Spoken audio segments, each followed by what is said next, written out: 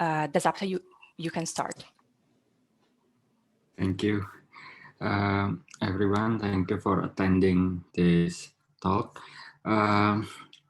It's 3:30 p.m. here in Indonesia now.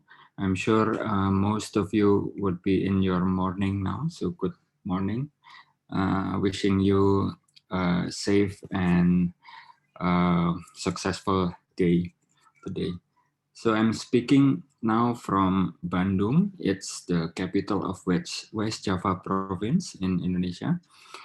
Thank you for On-MERRIT to organize this talk. And also thank you for including me as an advisory board in your organization. Thank you. So let me share my screen now.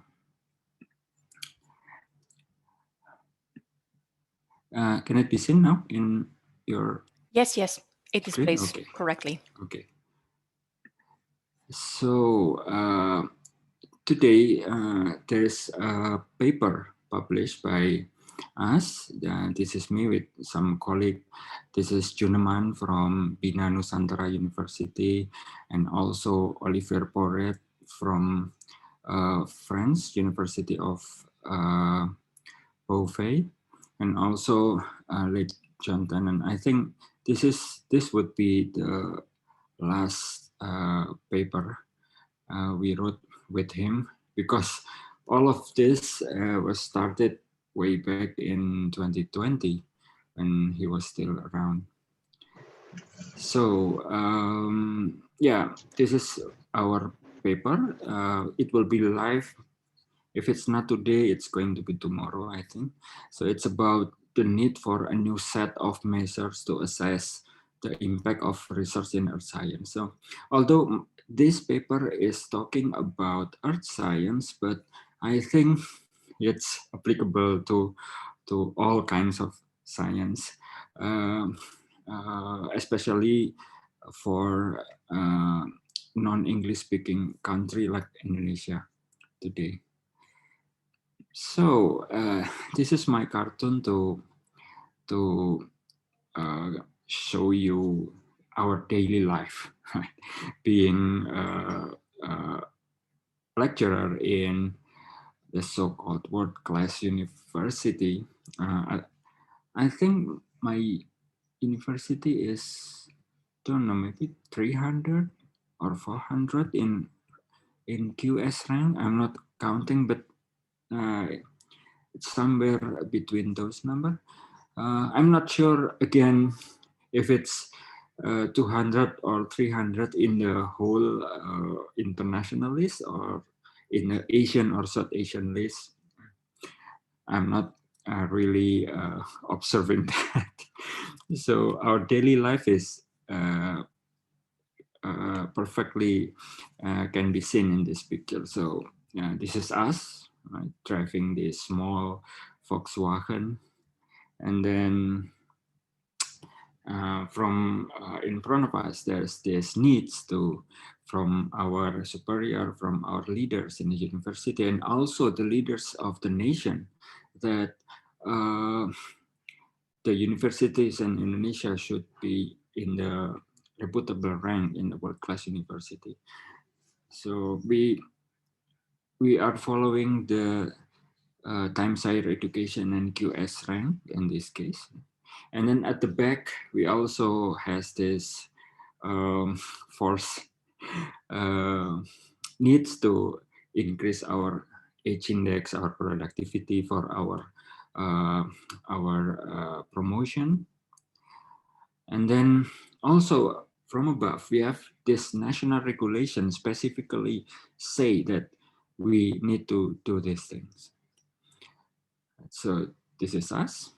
And then when we try to look another way around, it's only going down. And then down here we have this that whole of predatory journal. So I think we don't have anywhere to go right now except to sit still in this Volkswagen. So this is our daily life every day. And then in the international sense, we also see that uh, the global rankings are distorting university decisions. I drew this based on an article and in SMH, Jordan, written by Jordan Baker. Uh, I think this sentence is coming from uh, Brian Smith, right? The Vice Chancellor of ANU in Australia. He said global rankings are distorting university decisions. So this is actually what we have now, especially in Indonesia. So the Earth is not around anymore. It's distorted, at least in four ways. So every policy, every activities uh, that being done in university, including my university, it's always related and measured uh, how much it can bring our position in the international rank. It's always there. It's always there. So this is our international situations. And then also, and this is from our data from our newest paper. So the records, this is the records of several database. This is Dimension. Garuda. Garuda is our national database. We have it indexed about 12,000, 10,000 something journals coming from Indonesia. And then this is Google Scholar, of course. And we compare it with the database from another country like Korean, Russian. Both database, Korean citation and Russian citation index, is now bundled in the Web of Science. And for your information, this is Garuda in the coming years, maybe next year, is also included to the Web of Science. And then we compare it also with Silo from Latin America, and also Lens. Lens is a very good database for literature search as well. And then, of course, Scopus. And we have this total records. And then this one is the Earth Science documents. And the whole numbers here is coming from last year. So it's not updated to the condition today. It's coming from last year when we started to write the paper. And then this is the open access percentage. Okay, we can see that this is Garuda. 100% of papers in the Garuda database is open access. And we also have this number from Korean database, 16.7%, and then Lens have 31%, Russian only 11%, Silo also 100%, Scopus has 26, and Web of Science has 24. And this is the document in English. I think, yeah, these two database, major database, almost 100%. And then half of document in Silo was written in English, and only 6% in Russian citation index.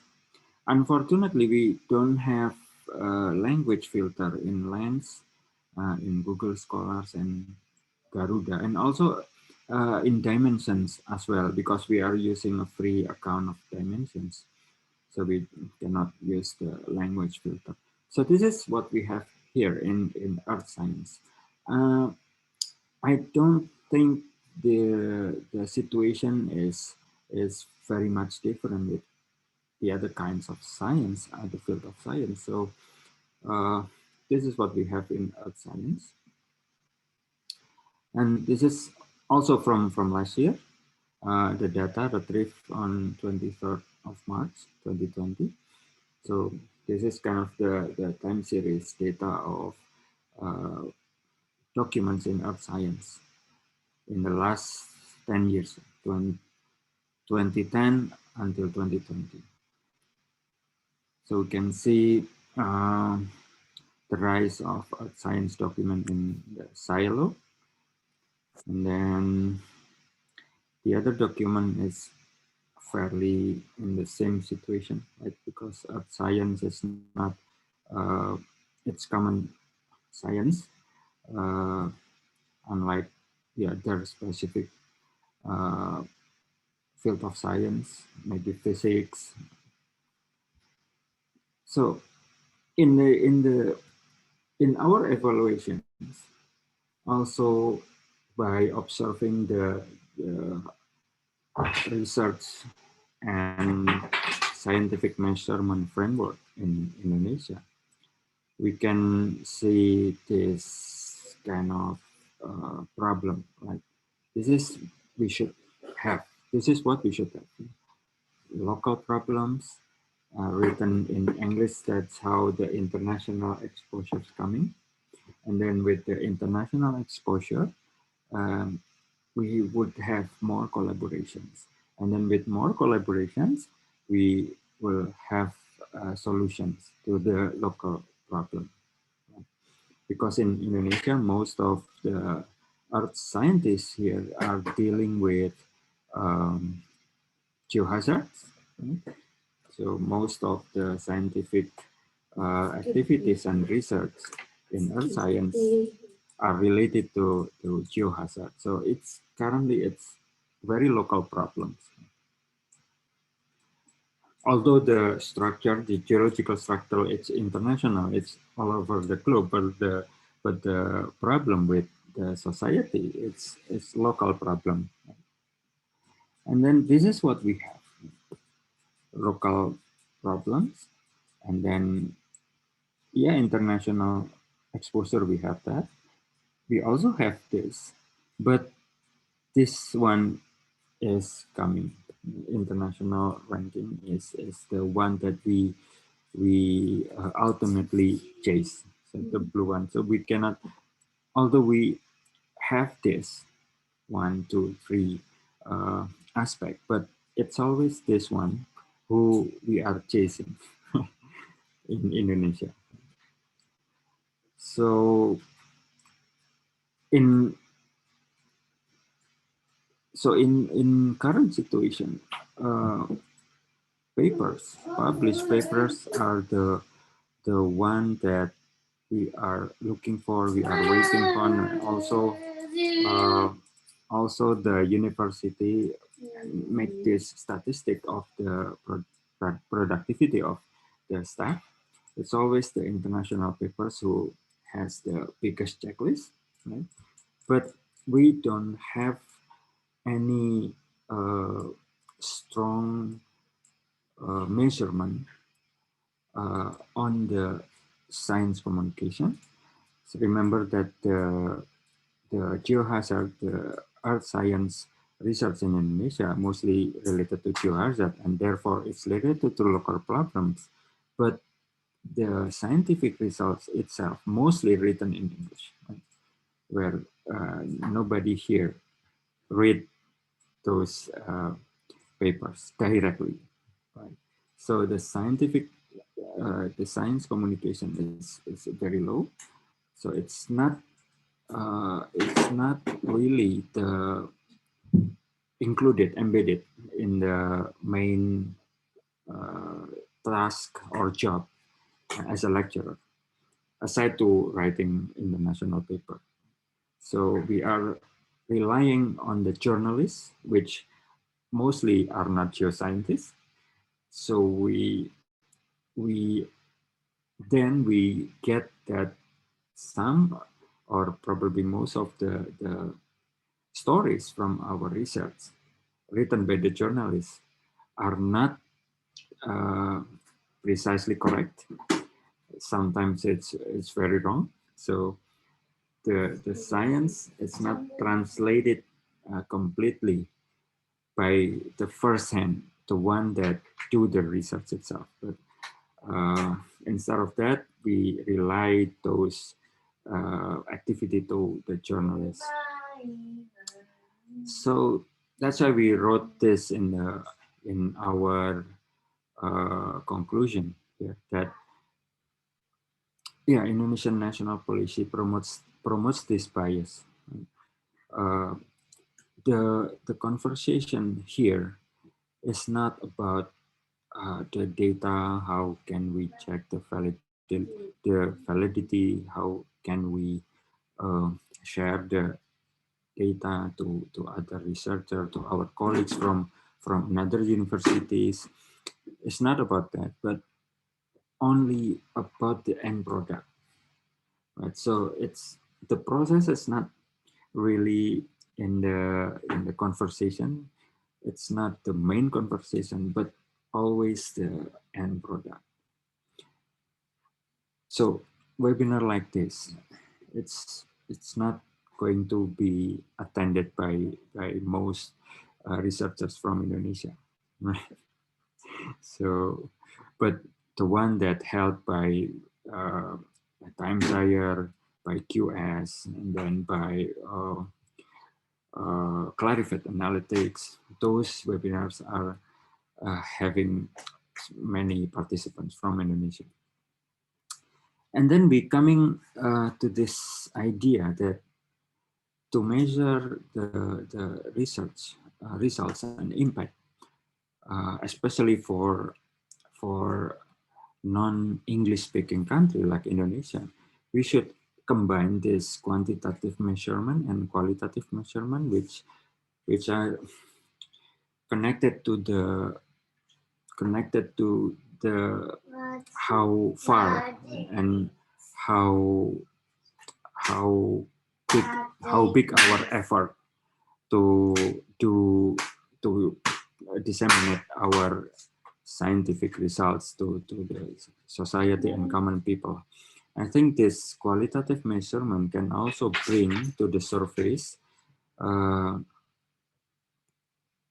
the most of the things that are not explicitly said in the scientific papers, right? Because in Indonesia we have so many cultures, we have very specific local cultures that deals directly to the geohazard mitigation, right? And we also have this tradition that religious leader is the one that have more followers, right? When he says something or she said something, and then people start follow their step, including about the geohazard mitigations.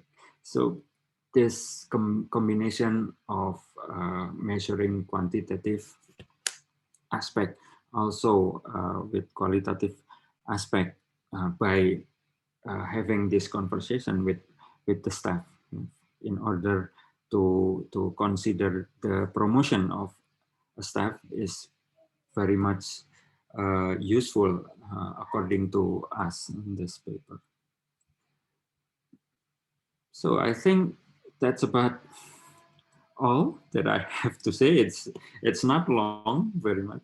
It's not very long. It's kind of a summary of our reflections, being Indonesian and also being a scientist from a nation or a country that don't speak English as the first language. I think that's all, Ilaria. Thank you. I will stop share now. Yeah, okay. Thank you so much, Dasapta. We got a few questions in the meantime, so I'll share my screen and Sorry, just a second, because I need to share the screen By the first. way, I see Haron Bosman is here in the Zoom room. We'll be going to be, I meet him later on Okay. tonight in another event about earth science. So that's Okay, yeah. that's perfect timing for that as well. So we have a few questions, as you see here. So I'll Yeah. go through them. And the first one is a complicated one, but I'm sure you will be able to share some thoughts on that. So what Yeah. is Indonesia's framework and outlook for introducing open science and RRI in government research agencies and state universities? Mhm. So in Indonesia now, we currently don't have a specific regulation about open science. The word open science is only written in one regulation, which is very wide in scope. It's law, research and technology law of Indonesia. It's only contains one statement that says the results from the results the result from research funded by the government should be available for public. Only one sentence. We currently we don't have um, any technical regulation about how to share those results and where to share it and how. But we have this several initiatives from grassroots. One of them was uh, was initiated by the Indonesian Institute of Science itself. It's the same organization who hosted the new RIN archive. This organization, Indonesian Institute of Science, creates this repository. The name is RIN, Repository Ilmiah Nasional. So it's National Scientific Repository. Uh, this repository was initially open only for the staff of the organization, but and then open, and it has been open uh, at least for 2 years now.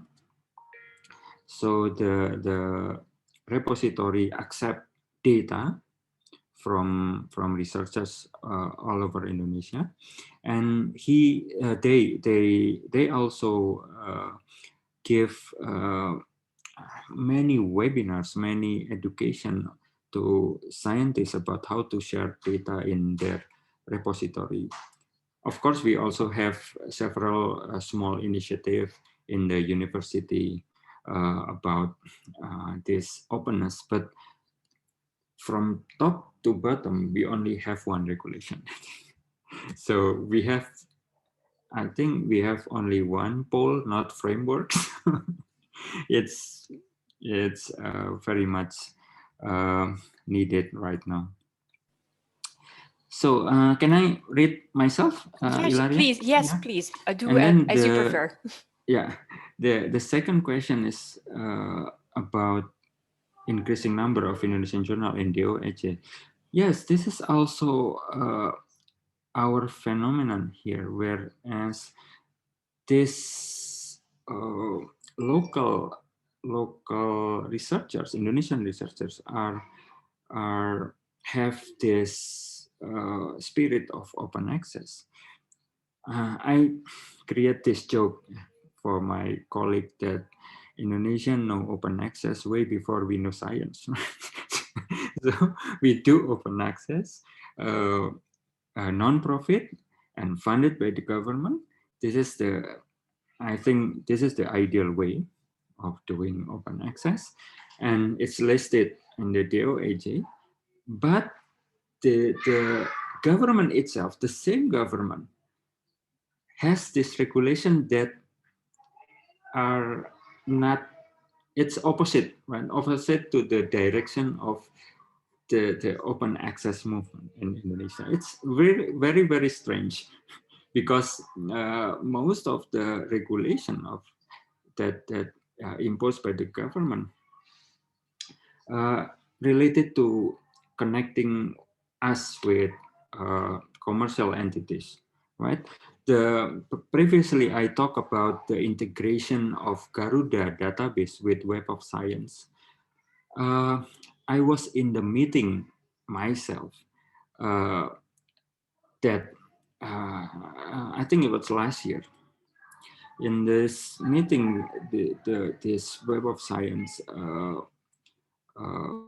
representative is speaking in merging the data, right, from Garuda into the Web of Science.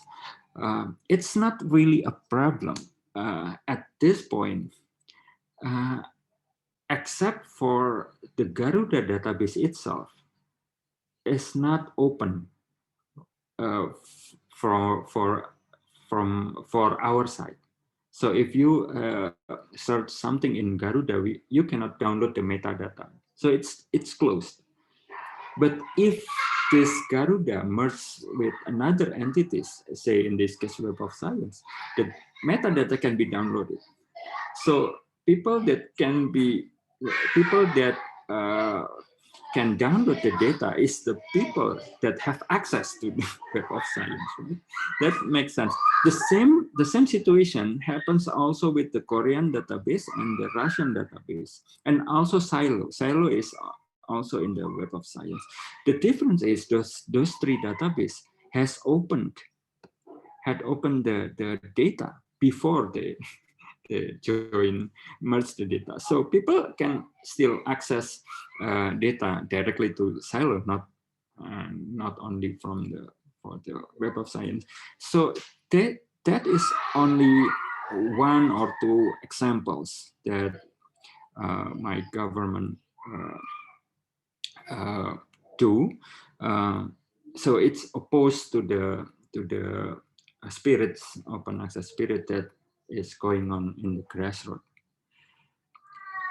And now, okay, it's related to research assessment rules. So journals so if I publish an article in a journal that listed in the DOAJ, I get more score, more marks than if I publish it in a journal that is not listed in the DOAJ.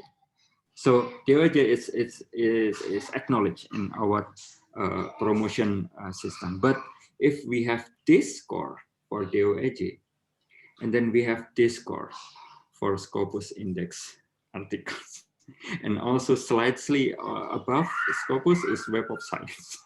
So most of the journal will be in the low range score, right? So my colleague is uh, they prefer to going to the big league um, instead of publishing in the low league. Yeah, So that yeah, explains very much why there is this increase in numbers. yeah.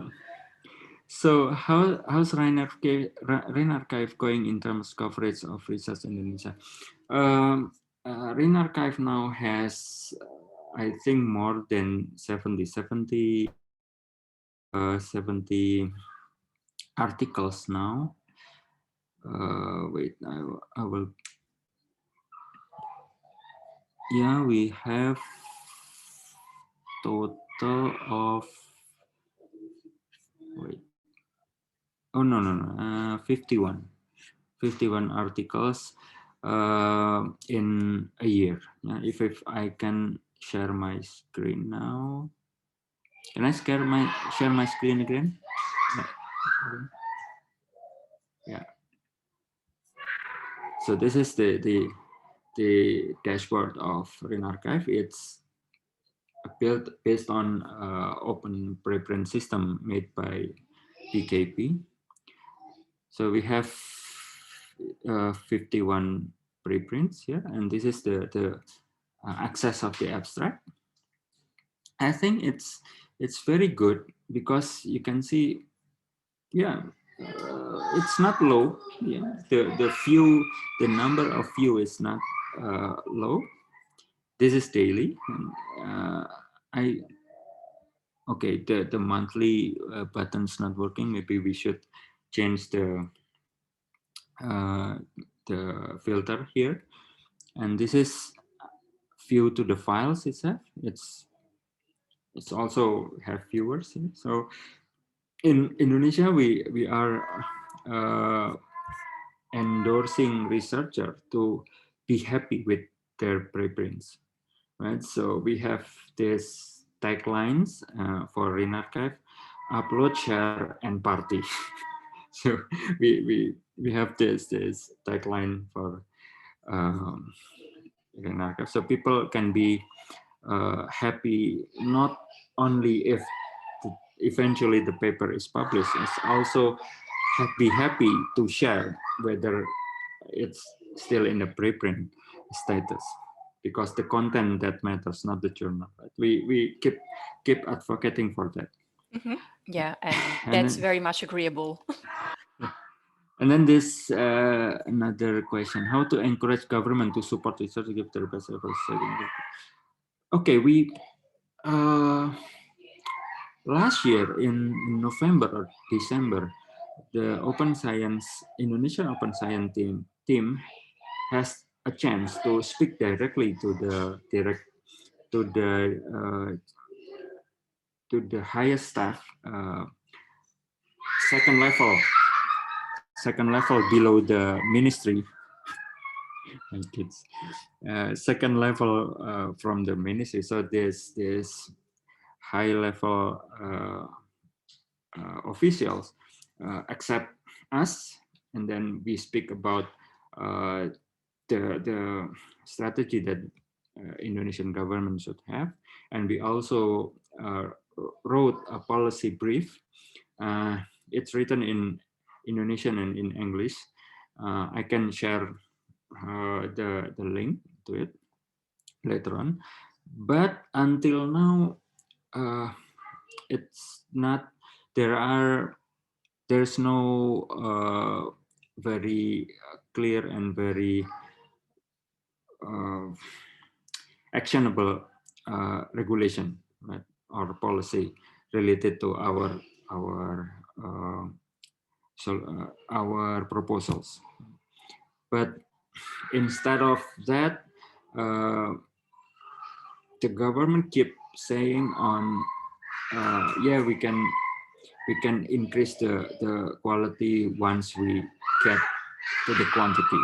So it's the other way around. So let's chase the quantity first and then do the quality later. I think more or less the sentence was like that. So it happened just 2 days ago. I heard the same sentence from the officials again. Okay. Yeah, and just something about the Yeah. links. Whatever you want to share that Mhm. might complement your answers, we yeah, feel free to share, and I will put Yeah. them that online together with Yeah. the recordings. Yeah. Thanks. Thank you. Uh, okay, and then great question. Okay, this is not the answer, not a question. How to get funding for our research so we don't worry about the money anymore, but only our research quality. Okay, most of the research funding in Indonesia, I think it's around 80 to 90% is coming from the government. So every week, every year they have this call for proposals with several schemes for early career researcher and also for top researchers, for internal activities in national level and also international level. We have that, and most of the funding is coming from the government. I don't think funding is the issue here because um, relatively with our capacity, with our tools, our equipments, we still can produce science, right? With relatively to the funding itself from the government. But the problem is how we disseminate the results, right? So funding, I think it's not the main problem in Indonesia right now. Of course, we need more funding, but it's not the main problem in Indonesia. Just a quick illustration here. Um, there's this case. Instead of allocating the money in our research budget to invest in equipment, or also to get more data from the field, instead of doing that, we prefer to spend it what's around 10 million Indonesia rupiah, or 19 million Indonesia rupiah. I will calculate how much is it in euro and in US dollar, but it's around the APC for the mid-level journals, international journals. Right? We, instead of doing the real research, we more prefer to allocate it to pay the APC for this mid to high level journals. So we get the acknowledgement of that, of our research, then allocating it to more substantial activity. Yeah. So it's just an illustration. And then the other question, can you describe how RIN Archive started? How was the community mobilized? So RIN Archive was started in May 2020. It's 20 of May 2020. Before that, in the last 2019, RIN Archive is formally called InArchive, hosted by Center for Open Science, COS. And in the late 2019, COS has these financial problems, and they asked the community to raise funding to help them operate the server, which is it's very expensive for us in Indonesia. And then coming to the new year of 2020, I think it was January or February, the service of InArchive is formerly stopped. So we cannot upload more document to the InArchive. And then around March into April, I speak with my colleagues in Indonesian Open Science team. We speak with several stakeholders, the government, and also non-profits, organizations. We haven't got any promising support from them. And then until 1st of May, I have this meeting in the Indonesia Science Institute, and then one of the leaders of that organization is approaching me out of the blue, right? I don't predict that he would interested in hosting the RIN Archive. And then what I didn't know was the same organization have organized a cloud server to host Indonesian journals.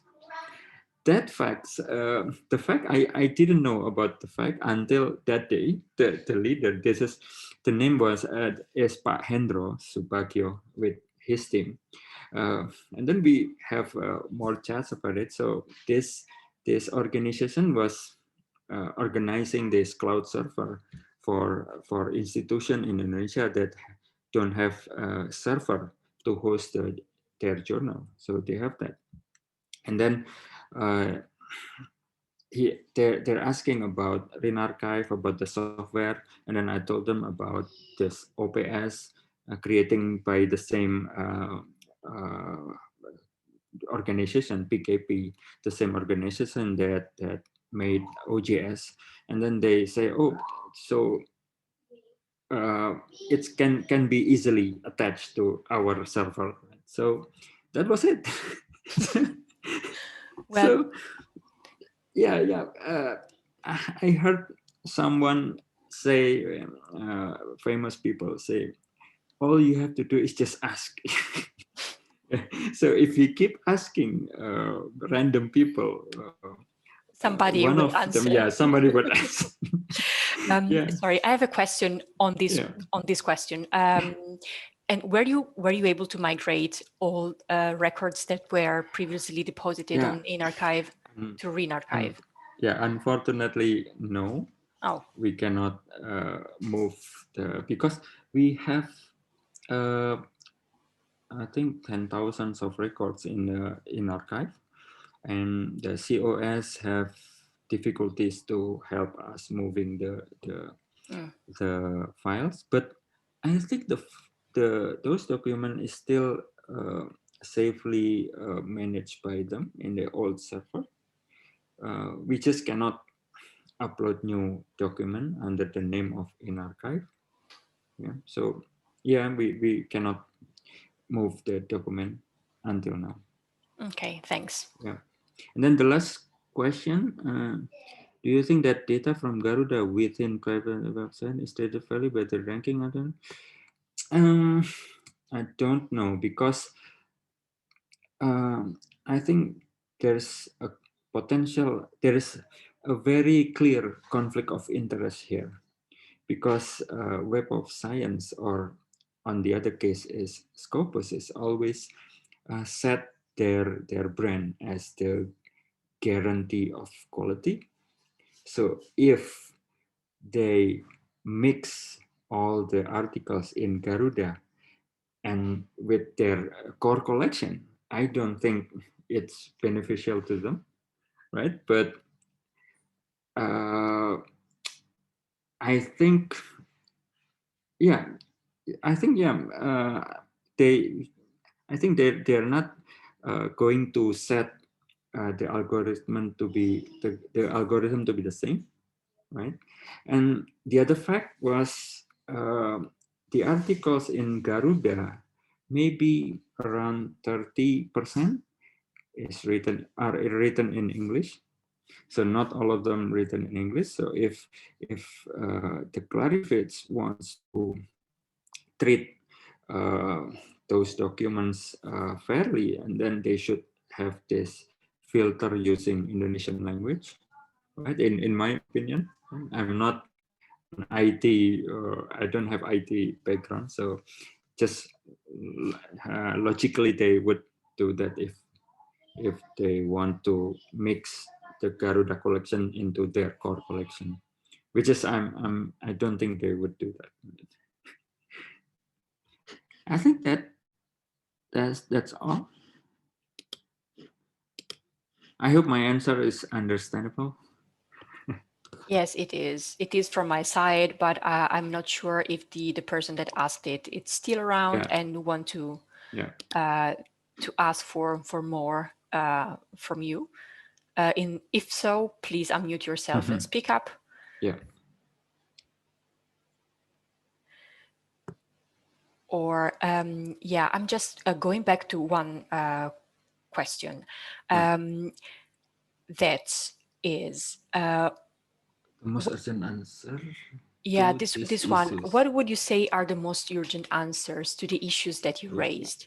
It's a difficult question because it's like well, if you have the solution, that would be great, but you might have ideas on how to tackle Yeah. at least partially. Okay. Um, I keep telling my colleagues literally every day to via all channels that my phone can get. Social media, WhatsApp group, Telegram group, all of those things, literally every day. That we should also create a wider, a wider, a wider types of dissemination, right? Of course, I cannot change the fact that paper published in Nature is uh, has the has more ranks, yeah, right? More score than those the articles published in Indonesian journals. I cannot change that fact, but instead of only chasing that, I I would suggest and also explicitly say to my colleague, which have been published in their articles in Nature, to create a wider disseminations of their articles, right? So that way we can get both worlds, right? The worlds of the rankings and the worlds of the common people. I think the most urgent answer is how we can endorse more people to do that. Because if we can get people to do that, and then I think people would think that their contents is more important than the journals, right?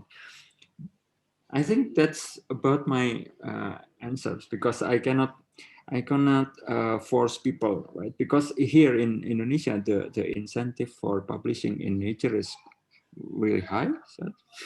So people is chasing that. I cannot blame them. Okay. Yeah, that's a process that takes time. Yeah. One last question popped up. Yeah. In general, you said Plan S will only further strengthen linking quality with height. Yes, this is also the case, because I have tons of conversations with people, either with my colleagues or the high ranks officials. Right?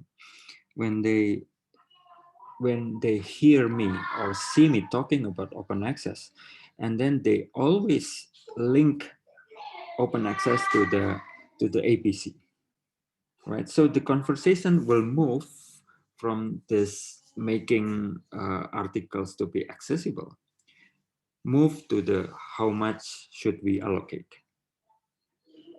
right? So Plan S in this case is also popular in Indonesia, but only small part of the Plan S, right?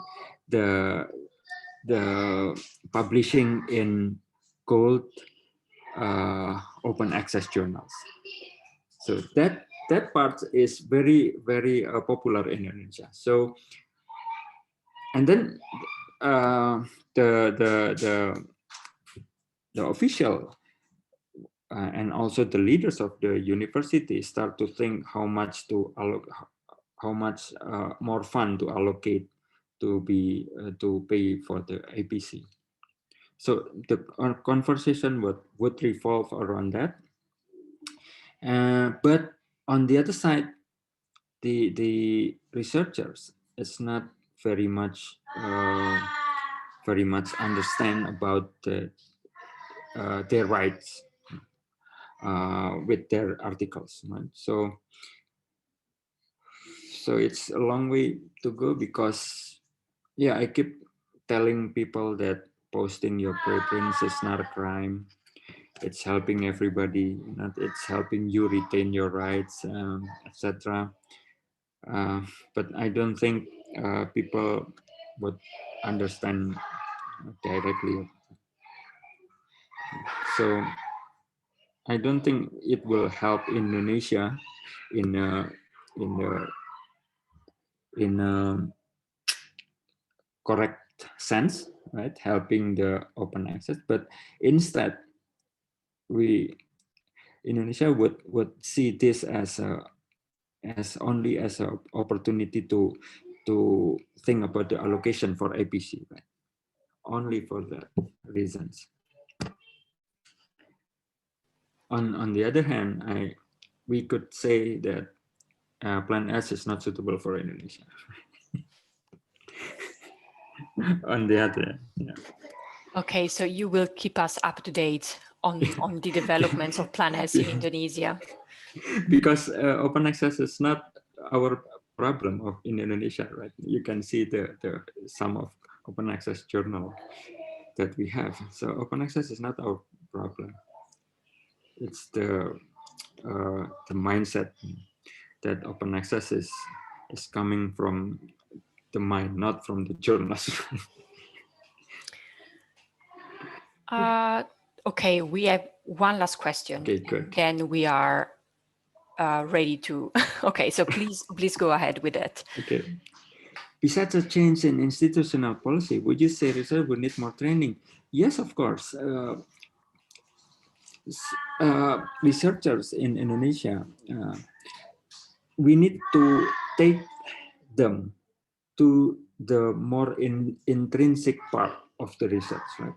The intrinsic part of the research, we should move their attention to those aspects, especially for early career researcher, because here in Indonesia, I understand that the myth about open access, the myth about reputation is passing down from generation, right? From their superior, they hear the older professors say this, and he or she should follow him or her. So we need to get the mind of early career researcher as early as possible to think about the intrinsic part of the research, not the publishing part, because the publishing part is kind of the external part, right? These days, because publisher is not the main stakeholders in this case. It's the researchers, it's the funders, it's the university. Those are the main stakeholders, and we also will have more training in this. I think it will be held in October, right? In Southeast Asia region. The organizer is one of the organizer is coming from Indonesia Open Science Day. So yes, training is vital. They are looking And for, yeah. Yeah, Vital. if I can add on that, ON-MERRIT just closed a survey on open science and RRI training that was open to several researchers, Yeah. and we are in the process of elaborating the results. Yeah. So those will be available after the summer. And also in one of my campaign, so if I said to my colleague, if you see me publish an article in a top journal or expensive journal or top tier journal, it wouldn't be my winning. It's my losing. I'm lost. Because if I win, I would send the article to the journal that published by my university in English or in Indonesia, both language. So it's not really a winning song you should sing if you see me publish in international journal. I say that in one of my campaign and put it on YouTube. Okay, send us the link. Okay. Okay, so we are there with timing. So I would like to thank you so much once more, Dasapta, for spending your time with us and for the insights you gave us. And yeah, Thanks once more, and also on behalf of all the participants here. Yeah. And yeah, we will keep in touch for all the on-merit Yeah. thing. Thank you so much, Ilaria. Okay, Yeah. thanks Thank all. you all. Yeah. See you again.